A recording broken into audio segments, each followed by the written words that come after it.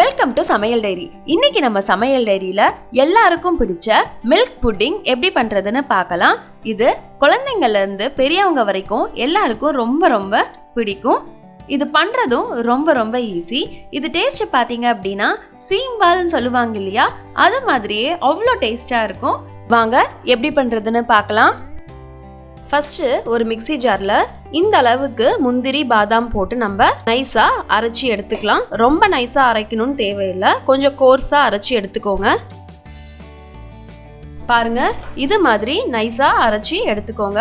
நான் முந்திரி பருப்பையும் பாதாம் பருப்பையும் இது மாதிரி பொடி பொடியா நறுக்கி போட்டிருக்கேன், சாப்பிட்றதுக்கு நல்லா இருக்கும்ன்றதுக்காக. இப்போ அகர்-அகர் எடுத்துக்கலாம். ஒரு 8 கிராம் அகர்-அகர் எடுத்துக்கிட்டா போதும், ரொம்ப தேவையில்லை. இதை வந்து சைனா கிராஸ்னு சொல்லுவாங்க. இது எல்லா டிபார்ட்மெண்டல் ஸ்டோர்ஸ்லையும் உங்களுக்கு கிடைக்கும். இப்போ நம்ம இதை நல்லா வந்து ஒரு 2 தடவை கழுவி அரை மணி நேரம் நல்லா ஊற வச்சுருங்க. கண்டிப்பாக அரை மணி நேரம் ஊறணும். இப்போ அகர்-அகர் வந்து நல்லா ஊறிடுச்சு பாருங்கள். ஊறின வாட்டி பாருங்கள், அந்த ஸ்டிஃப்னஸ் வந்து உங்களுக்கு குறைஞ்சிருச்சு. இப்போ நம்ம இதை குக்கரில் சேர்த்துடலாம். இந்த அகர்-அகர் வந்து உங்களுக்கு 3 விதமாக கிடைக்கும். ஒன்று வந்து இது மாதிரி கிராஸ் மாதிரி கிடைக்கும், பவுடராக கிடைக்கும். இன்னொன்று வந்து சின்ன சின்னதாக கிரானியூல்ஸ் ஆட்டம் கிடைக்கும். இப்போ நம்ம இது கூட அரை கப் அளவு தண்ணி சேர்த்திக்கலாம். அரை கப் சேர்த்துனா போதும். இப்போ நம்ம இதை மூடி வச்சிடலாம். 3 விசில் வச்சு எடுத்துக்கோங்க. 3 விசில் வரட்டும், அதுக்குள்ளே நம்ம பாலை காய்ச்சி எடுத்துக்கலாம். ஒரு பேனில் 1/2 லிட்டர் பால் சேர்த்திக்கோங்க. நம்ம நார்மலாக யூஸ் பண்ணுற பாலே இதுக்கு போதும். அகர்-அகர் பற்றி சொல்லணும் அப்படின்னா இது வந்து உடம்புக்கு ரொம்ப நல்லது. இதில் கலோரிஸ் இல்லை, கார்ப்ஸ் இல்லை, சுகர் இல்லை, ஃபேட் இல்லை, ஒன்லி ஃபைபர் மட்டும்தான் இருக்குது. அதனால் தாராளமாக நீங்கள் குழந்தைங்களுக்கு கொடுக்கலாம். ஈஸியாக வந்து நம்மளுக்கு இது டைஜஸ்டும் ஆகிடும். பால் வந்து கொதிக்க ஆரம்பிச்சிருச்சு. இப்போ இதை சிம் பண்ணிக்கோங்க. சிம் பண்ணிவிட்டு அரை கப் அளவு சுகர் வந்து சேர்த்திக்கோங்க. சுகர் சேர்த்திட்டு நல்லா ஒரு தடவை மிக்ஸ் பண்ணி விட்டுக்கோங்க. ஏலக்காய் நான் வந்து பொடியாக நல்லா தட்டி வச்சுருக்கேன், அது ஒரு 1/4 டீஸ்பூன் சேர்த்திக்கலாம். ஏலக்காய் வந்து புட்டிங்க்கு ஒரு நல்ல வாசனையை தரும்.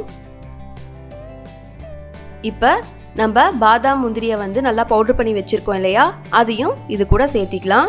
நான் எல்லா பாதாம் பவுடரையுமே இது கூட சேர்த்திட்டு நல்லா வந்து கலந்து விடுங்க.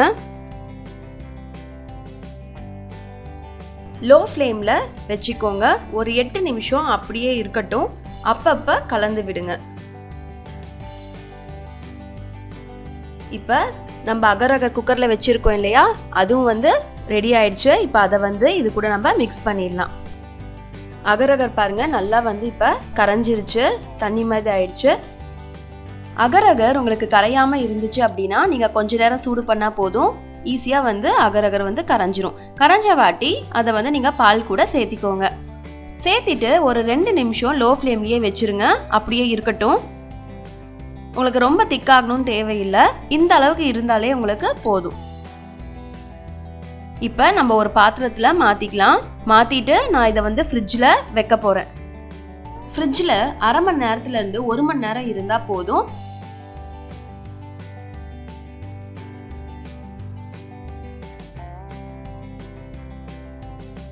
இப்போ 1 மணி நேரம் ஆயிடுச்சு. புட்டிங் வந்து எப்படி வந்திருக்கு அப்படின்னு பார்த்துடலாம். பாருங்கள், எனக்கு ரொம்ப நல்லா வந்திருக்கு. இப்படி சைடில் ஓரமாக நம்ம இது மாதிரி எடுத்து விட்டுட்டோம் அப்படின்னா நம்மளுக்கு புட்டிங் வந்து ஈஸியாக நம்ம வெளியே எடுத்துடலாம். இப்போ நம்ம இதை தட்டையில் கமுத்துடலாம். பாருங்கள் எவ்வளவு அழகா ஜெல்லி மாதிரி புட்டிங் 1 மணி நேரத்தில் நம்ம ரெடி பண்ணிட்டோம் அப்படின்னு. இது பண்ணுறது ஈஸி, டேஸ்ட்டும் உங்களுக்கு ரொம்ப நல்லா இருக்கும். குழந்தைங்கள்லாம் விரும்பி சாப்பிடுவாங்க.